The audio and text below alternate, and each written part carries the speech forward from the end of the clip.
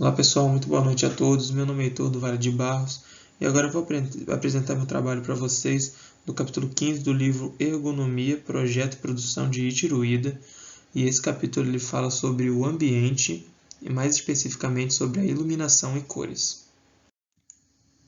Vamos agora para a nossa introdução motivacional. A gente sabe que quase todas as vidas do planeta dependem da luz solar. Ela governa as nossas vidas de certa forma, como hora de dormir, de comer, trabalhar. E nós inventamos a lâmpada, Thomas Edison, e esse invento ele acrescentou 4 horas diárias de vida ativa para a população, certo? E com isso, o homem ficou cada vez mais dependente desse recurso, certo? E o planejamento das cores e da iluminação no trabalho, comprovadamente, ele gera mais satisfação nos funcionários e maior produtividade. E essa satisfação e produtividade tem que ser o nosso foco e o nosso interesse em pesquisar mais sobre as cores e a iluminação. Aqui nós temos a tabela das variáveis da iluminação. Temos na primeira coluna a variável, na segunda a unidade e na terceira coluna a definição. Temos a intensidade luminosa, que seria a luz emitida por uma fonte, o fluxo luminoso com unidade lumen, que seria a energia fluindo a partir de uma fonte, o iluminamento, que destas aqui é a variável que nós mais teremos contato, com unidade lux ou lumen, e a quantidade, que seria a quantidade de luz que incide sobre uma superfície. Depois temos a luminância, que é a quantidade de luz emitida por uma superfície, percebida pelo olho, e reflectância, que é a proporção de luz incidente refletida pela superfície. E aqui a gente tem, vamos falar um pouquinho sobre os efeitos fisiológicos da iluminação. Primeiramente, a gente precisa falar que existem muitos fatores que influenciam na capacidade de discriminação visual, como, por exemplo, a idade e as características individuais de cada um. Uma redundância aqui que eu acabei de falar, não liga não. E esses fatores que a gente vai considerar agora seriam apenas a quantidade de luz, tempo de exposição e o contraste entre figura e fundo. Sobre a quantidade de luz, há muito tempo atrás, as fábricas elas preferiam utilizar quanto menos luz, melhor, porque assim é menos gastos para elas. Hoje em dia, a recomendação é de até 10 vezes mais do que 10 a 50 lux que usava-se antigamente. E esse iluminamento deficiente, que causando uma fadiga visual, gera em torno de 20% de todos os acidentes. O livro nos trouxe um exemplo de uma fábrica de tratores que reduziu em 23% os índices de acidentes, apenas aumentando o iluminamento de 50 para 200 lux. Aqui nós temos um gráfico que o livro nos trouxe relacionando o rendimento visual e a fadiga visual com o nível de iluminamento. A gente percebe que, conforme vai aumentando o nível de iluminamento, o rendimento visual ele vai crescendo e a fadiga visual vai diminuindo. Porém, chega um certo momento, por volta de 2000 lux, em que o rendimento visual ele é estabilizado e a fadiga visual ela começa a crescer. Então, a gente tem que ficar esperto nesse ponto para acabar não dando um tiro no pé em nós mesmos, ok? Aqui a gente tem outra tabela, que nós vemos os intervalos de iluminamento para alguns tipos de serviços. Isso é muito útil para a gente, porque numa empresa existem vários setores e cada setor ele exige um tipo de iluminamento para cada atividade. Então, a gente tem aqui nessa tabela, por exemplo, na primeira linha de dados, ela recomendando de 5 a 50 lux para ambientes externos, ruas, estradas, pátios, e aí conforme a atividade ela vai ficando mais minuciosa, vai tornando-se necessário uma quantidade maior de iluminamento. Então, a gente vê, por exemplo, de 400 a 600 lux, que já aumentou bastante do primeiro que eu falei aqui, seria já trabalhos manuais. pouco exigentes, né? Como, por exemplo, oficinas, montagem de automóveis, né? Confecções. E aí vai crescendo, a gente vê que são trabalhos mais minuciosos. Olha só, por exemplo, a iluminação localizada, que seria a iluminação localizada, seria você colocar uma outra fonte de iluminação, por exemplo, como se fosse um abajur, uma lâmpada assim, focando em algum ponto da tarefa. A gente vê que de 1.500 a 2.000 lux é o recomendado para trabalhos minuciosos, como relojoaria, por exemplo. E assim sucessivamente. Tem o extremo aqui, que seria tarefas especiais, como, por exemplo, operações cirúrgicas, que exigem uma iluminação de 3.000 a 10.000 lux. O tempo de exposição, que também é outro fator, né? É um tempo para que um objeto seja discriminado. E para isso depende do tamanho do objeto, do contraste entre o objeto e o fundo e o nível de iluminamento. Os nossos olhos têm dificuldades de se fixar em movimento, de fixar em objetos em movimento. Se você perceber, tenta observar alguma coisa que está andando. Você vê que os nossos olhos trabalham aos saltos, né? Ele dá pulinhos, ele não trabalha observando e acompanhando o objeto de maneira contínua. Então, por exemplo, se for a gente pegar uma esteira de inspeção, é mais vantajoso a gente trabalhar com ela com movimentos intermitentes. Dessa forma, os nossos olhos conseguem se fixar melhor e executar aquela tarefa conforme exigido. E aqui a gente tem um outro gráfico que ele relata o nível de iluminamento com o tempo para discriminar um objeto. E a gente percebe que a partir dos 200 lux não há redução do tempo significativa de discriminação de um objeto. Então, se a tarefa é discriminar um objeto, como se fosse numa esteira de inspeção, não é necessário mais do que 200 lux. Outro fator seria o contraste entre a figura e o fundo. O contraste, como eu já disse, é a diferença de iluminância entre o objeto e o fundo. E se esse contraste não existir, o objeto fica invisível, né? E a gente tem o exemplo de um urso polar na neve ártica, né? Como ele usa esse contraste, um contraste reduzido, né? Para ter uma vantagem na natureza. E na prática, por exemplo, uma coisa que deve se evitar é mesas brancas para manipular papéis. Então, aquilo ali exige muito da vista e acaba ocorrendo, né, confusões. Né? Passei o olho aqui na mesa e não vi papel nenhum. Aí eu falo, chefe, cadê o papel que estava aqui? Aí o chefe levanta, né, e olha lá, está aqui. Ó. E aí causa desgastes. Né? Por quê? Porque o contraste é pequeno, então as tarefas elas ficam mais difíceis visualmente. Temos outro efeito de vista, que seria o ofuscamento. Né? É muito comum isso, todo mundo passou por isso. Seria a redução da eficiência visual, que é causada por objetos ou superfícies de grande luminância, quando os nossos olhos não estão adaptados a essa luminância. A gente vê isso muito comumente em janelas. Nós estamos acordando e bate sol forte na nossa janela e a gente sente incômodo nos olhos pelo sol e por faróis, né? Por exemplo, você está dirigindo à noite, seus olhos estão acostumados com um tipo de iluminamento e de repente vem um farolzão alto na sua cara e aquilo incomoda, é o ofuscamento. E existem vários níveis de ofuscamento, né? que causam desconforto e até a incapacitação visual.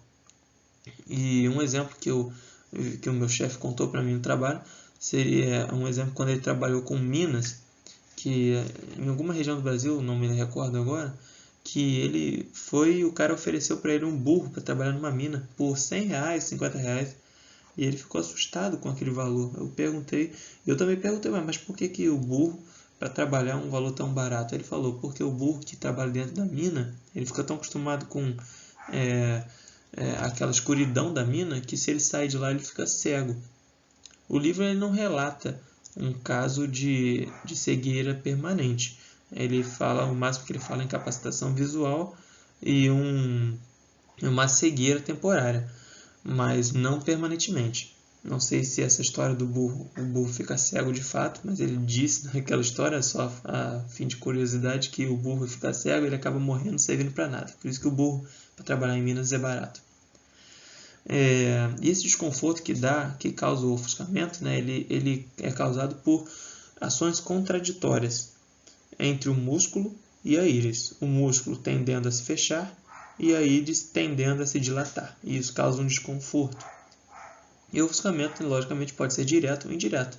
Direto, como no caso de faróis à noite, e indireto, como em superfícies refletoras. Aqui a gente tem uma figura indicando a melhor forma de reduzir o ofuscamento, que seria tirando a fonte luminosa da faixa de visão. Aqui a gente tem nessa figura que quanto mais você aumenta o ângulo realizado entre a horizontal, né, feito do olho até a fonte de iluminação, aumentando esse ângulo, a eficiência visual ela aumenta, certo? Até chegar a um ponto que o ofuscamento ele já não atrapalha mais. Outro efeito, né, que a gente vê por aí, né, efeito fisiológico, é a fadiga visual, certo? Ela é caracterizada pela irritação nos olhos, aí os olhos começam a lacrimejar, né? Começa a imagem a ficar duplicada, você começa a piscar muito. E tem gente que começa com dor de cabeça, fica até enjoado, dá depressão e irritabilidade emocional. Então é mais sério do que a gente pensa. Ela é causada por fatores como... Então agora são os fatores que causam essa fadiga visual. Fixação em detalhes, né? Objetos muito pequenos, né? Para você ficar observando. Iluminação inadequada, um contraste ruim, pouca definição de objetos, né? E figuras, objetos em movimentos, e principalmente se forem pequenos, né?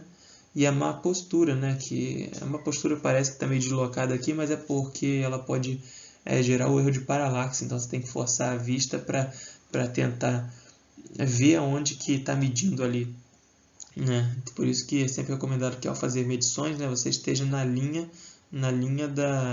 da faixa de medida. E agora que a gente vai para os aspectos psicológicos da iluminação, né? O aumento do iluminamento até 400 lux provoca já um aumento de produtividade. Porém, a partir disso, ela já começa a causar ofuscamentos e fadiga visual. Um aspecto interessante é que a luz uniforme ela provoca monotonia, enquanto as variações são estimulantes. Então a gente vê, por exemplo, o Sol, que ele tem variações durante o dia, né? E aquilo ali, de certa forma, é estimulante para a gente. Chega no meio-dia que o Sol está forte, está tudo muito claro, a gente consegue enxergar muito bem, a gente fica mais agitado, né? nessas horas do dia, certo? E a luz natural, a gente percebe que ela é muito importante para a gente, porque ela regula todas as atividades de animais, né? Até de reprodução até migração. E observa-se, muitas pesquisas acontecem, são realizadas e percebe-se que pessoas em climas temperados, como por exemplo nos Estados Unidos, elas têm mais depressão. Por quê? Porque lá em climas temperados, o período do dia é menor, certo? E aí essa pessoa começa a aumentar o sono, a aumentar o apetite, fica mais ansiosa, tem menor disposição e maior dificuldade nos relacionamentos. O Rick, ele apresentou um relato de um hospital que pacientes que tinham quartos com janelas com vista para fora, né, do hospital, podendo entrar luz solar, e eles conseguindo ter uma vista de árvores, né, paisagens, eles se recuperavam mais rápidos, tinham menos queixas e precisavam de menos analgésicos. Em contrapartida, os pacientes que tinham vista para dentro do hospital, eles sofriam um efeito contrário. Aqui a gente vai falar um pouquinho sobre os tipos de lâmpadas, né? Antigamente, né, usava-se muito as lâmpadas incandescentes, né, de filamentos de tungstênio, né? Ela é uma cor avermelhada, né, porque ela apresenta maiores intensidades nos comprimentos de onda mais longos, de 700 nm, né, por volta, que é o vermelho, né? E é recomendável que quando a gente for comprar alguma lâmpada, a gente procure lâmpadas que contemplem mais a faixa de 500 a 600 nm, né, entre o verde e o amarelo, certo? Aquilo que eu falei de variações das fontes luminosas ser interessante para a gente, de certa forma, elas são vantajosas porque são estimulantes, né? Mas, por outro lado, elas podem apresentar uma intermitência incômoda. Por exemplo, as lâmpadas fluorescentes, né? Que elas oscilam na mesma frequência da rede elétrica. 6% das pessoas conseguem observar essas oscilações, né? A maioria das mulheres, e elas apresentam sensibilidade a essas oscilações, e aí começa com dor de cabeça, né? Mas quando essas lâmpadas foram substituídas geralmente por lâmpadas eletrônicas que possuem frequência de oscilação muito menor, essas queixas desapareceram.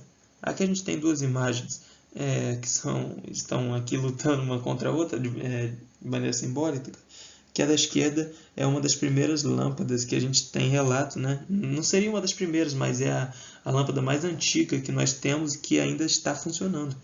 Ela foi uma lâmpada criada por uma empresa americana concorrente da empresa de Thomas Edison. E essa lâmpada ela está acesa até hoje, desde 1910, num corpo de bombeiros, né? E depois, se vocês quiserem, eu posso explicar o porquê que essa lâmpada consegue estar acesa até hoje e falar um pouquinho sobre curiosidades, que ela é o palco de muitas teorias da conspiração. E do outro lado a gente tem as lâmpadas de LED, que estão fazendo sucesso no mercado aí, né, por serem mais econômicas, né, e clarearem muito mais do que as outras, além de não ter essa coloração avermelhada que as lâmpadas incandescentes têm. E agora um resumo das recomendações de iluminação. Seria bom aproveitar a iluminação natural, né, tomando cuidado para a luz ela não incidir em superfícies envidraçadas, como por exemplo monitores de computador, né?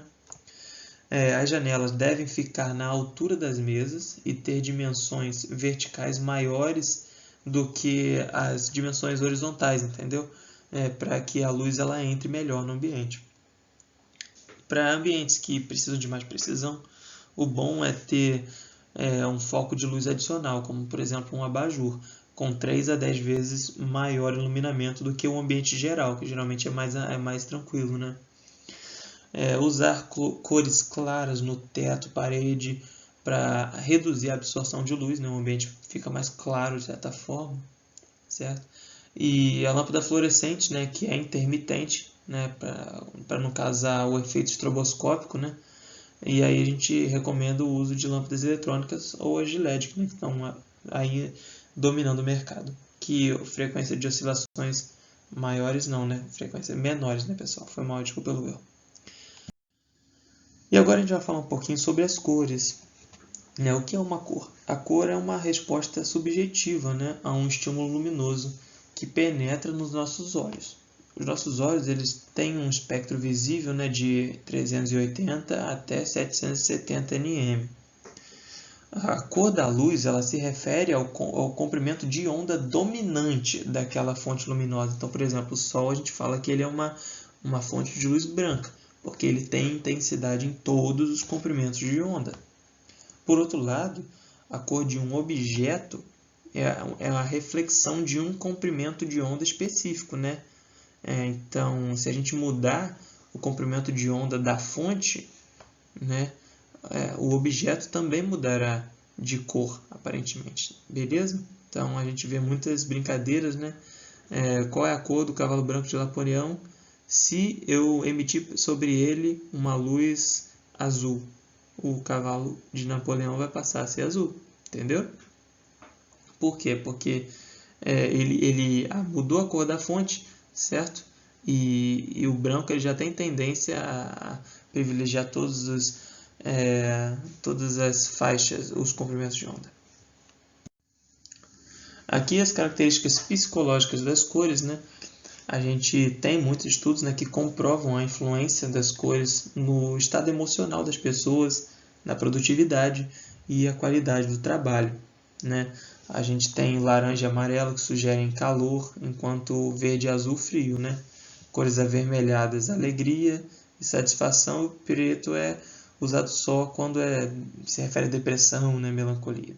E essas características são usadas e abusadas pelos marqueteiros, né? E aqui a gente tem uma tabelinha que o livro nos trouxe, que temos que levar em conta também o aspecto cultural das cores, certo?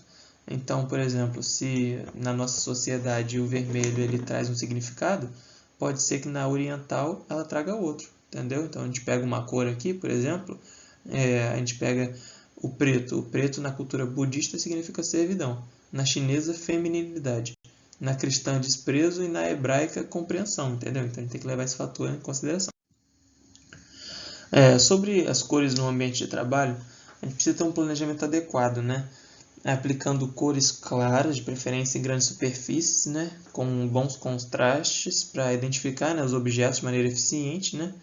E dessa forma a gente pode economizar de até 30%, né, de energia e aumentar 80% a 90% em produtividade. A gente tem aqui exemplos de influência das cores no desempenho humano. Por exemplo, uma fábrica de produtos fotográficos que precisava utilizar no processo de fabricação luzes especiais, né, de uma certa coloração, ela usava vermelho, e quando essa luz foi substituída por uma verde, os incidentes eles foram reduzidos, né? Então eu imagino, né, que o pessoal estava brigando muito quando estava com a luz vermelha, quando botou uma luz verde o pessoal ficou mais amigável, né? Imagina isso. Por exemplo, a gente pode usar a temperatura a nosso favor, a temperatura psicológica, né? Que, por exemplo, uma forjaria que é muito quente, se a gente colocar cores frias, como azul claro, né, vai reduzir psicologicamente o calor daquele ambiente. E o frio em vestiários e lavabos, eles podem ser combatidos com o uso de amarelo ou vermelho. E a gente tem que falar um pouquinho também sobre a norma brasileira, né? Que é a norma NBR 7195 e 1995 apresenta recomendações para o uso dessas cores, né? Para prevenir acidentes, que são 8 cores, né, de uso padronizado: vermelho, equipamento de proteção ao combate a incêndios; laranja, perigos de partes móveis; amarelo, cuidado em escadas, e assim sucessivamente, né, até o preto, né, indicando coletores de resíduos, exceto oriundos do serviço de saúde, como por exemplo, né, que serviço de saúde seria, por exemplo, o branco, né, que a gente usaria em kits de primeiros socorros. E as recomendações, galera, para uso de cores: a cor preta sobre branca é muito conhecida, né? Muito bom para legibilidade, né? E também fica muito bom o uso de vermelho ou azul sobre o branco, né? E não é recomendável muito o uso de amarelo sobre o branco, porque o contraste fica muito fraco, e aí acaba forçando a vista, dando fadiga visual, etc. Evitar combinações de vermelho com azul, que chega a incomodar a vista, né? A visibilidade das cores pode ser influenciada pela luz, tamanho, forma, ângulo visual e textura. Ao usar cores, considere as associações emocionais, visuais e culturais. E nunca usar mais de 6 cores em um display visual. Aí o pessoal aí que gosta de um gráfico no Excel, no Power BI, nunca usar mais de 6 cores em um display visual. E agora, galera, conclusão. A gente sabe que a gente viu, né, que o uso adequado das cores ela facilita as comunicações, reduz erros e aumenta a eficiência no trabalho. E se aliado a isso a gente tiver um planejamento da iluminação, o ambiente de trabalho se tornará um lugar mais seguro, produtivo, com funcionários mais satisfeitos. Muito obrigado por assistir, pessoal. Espero que tenham gostado. Então, acho que agora a gente vai para o nosso jogo. E um forte abraço.